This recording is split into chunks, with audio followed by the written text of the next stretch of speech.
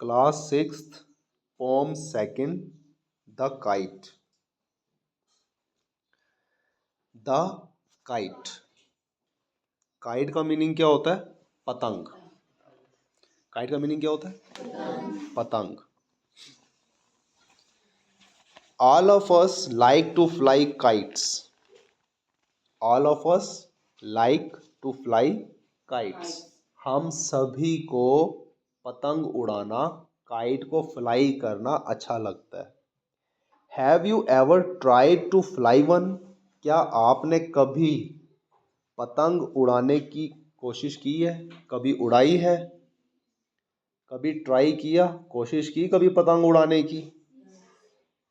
Read this poem about a kite as it flies in the sky.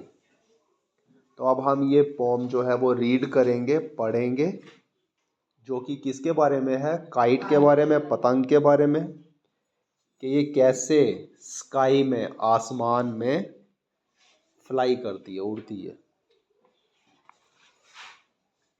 तो अब हम शुरू करेंगे। How bright on the blue is a kite when it's new, with a dive and a dip it snap its tail, then soars like a ship with only a sail.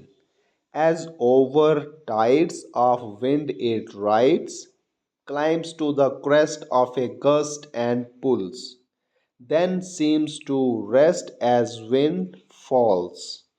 When string goes slack, you wind it back and run until a new breeze blows, and its wings fill and up it goes.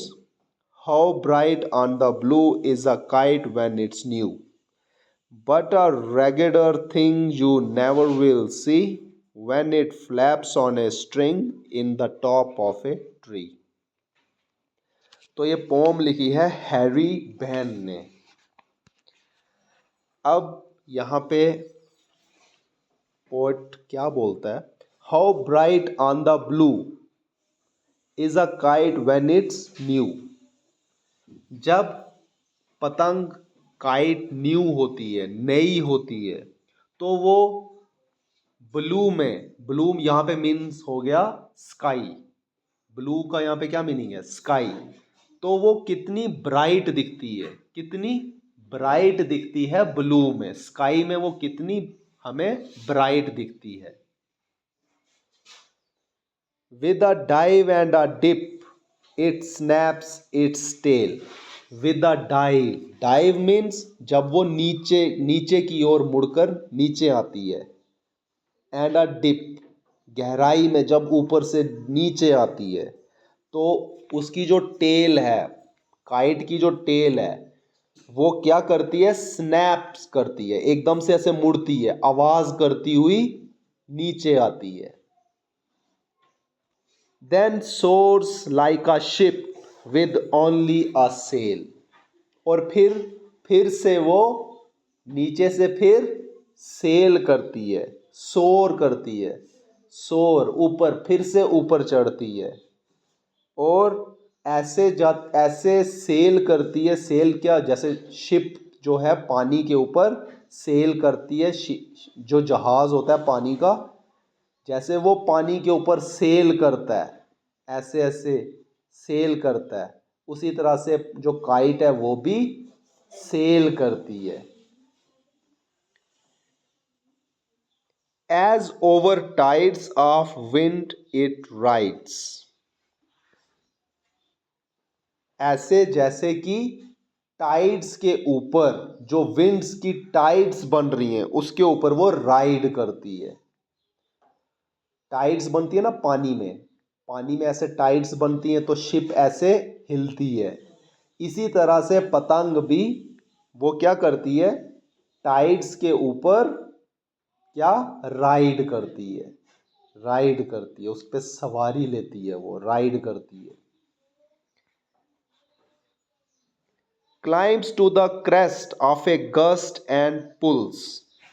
climbs to the crest मतलब अपने शिखर पे, सबसे ऊंचा। Crest क्या हो गया? Crest होता है, एक वेव बनती है ना, पहले ऊपर फिर नीचे। तो ये जो ऊपर जो होता है ना, इसको बोलते हैं क्रेस्ट, ऊंचाई पे, शिखर पे।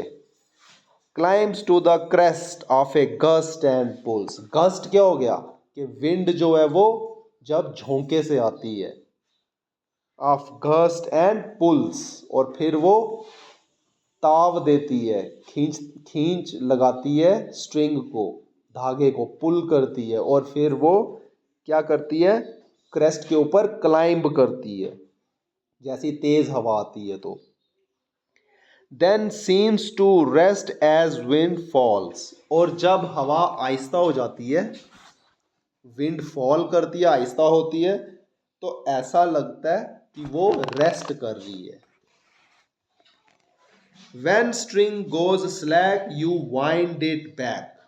और जब हवा धीरे हो जाती है तो जो स्ट्रिंग है, स्ट्रिंग क्या हो गया, डोर, वो धागा जिससे पतंग को बांधा हुआ है, तो वो जो स्ट्रिंग है वो क्या हो जाती है, स्लैक हो जाती है, वो ढीली हो जाती है, स्लैक हो जाती है, ढीली। तो फिर आप क्या करते हो, यू वाइंड इट बैक, आप फिर जल्दी जल्दी उसको लिपेटते हो, वो धागा लिपेटते हो। And run until a new breeze blows. और फिर आप भागते हो, ठीक है, आप वो धागा लेके फिर भागते हो जब तक नई हवा जो है वो उसको ब्लो ना करे। अ न्यू ब्रीज ब्लोस, जब तक नई हवा जो है वो पतंग में भर ना जाए। And its wings fill and up it goes. और जो उसके जो विंग्स हैं, पतंग के जो विंग्स हैं वो फिल ना हो जाए, भर ना जाए ऊपर जाने के लिए। How bright on the blue is a kite when it's new. और कितना अच्छा लगता है, ब्राइट लगता है वो काइट ब्लू में। ब्लू, यहाँ पे ब्लू का क्या मीनिंग है, स्काई, स्काई, ब्लू का मीनिंग है स्काई। तो कितना ब्राइट लगता है वो ब्लू में, कौन, काइट, जब वो न्यू होता है, जब नया नया होता है तो। But a regular thing you never will सी। लेकिन जब ज्यादा तेज हवा चल रही है तो उसमें रेगेडर हो जाता है। रेगेडर मीन्स कहीं से थोड़ी सी फट जाती है या चीड़ फाड़ हो जाता है, लेकिन क्योंकि पतंग दूर है तो हमें वो दिखता नहीं है। तो कह रहा है but a regular thing you never will see, हमें दिखता नहीं है, और पतंग दूर काफी होती है तो वो उसमें क्या होता है, चीर फाड़ हो जाता है, कुछ फट जाता है। When it flaps on a string, और उसकी जो उसका जो धागा है वो फंस जाता है पेड़ के ऊपर, in the top of a tree, और वो पतंग पेड़ के ऊपर फंस जाती है। आ गया समझ? Okay, thank you.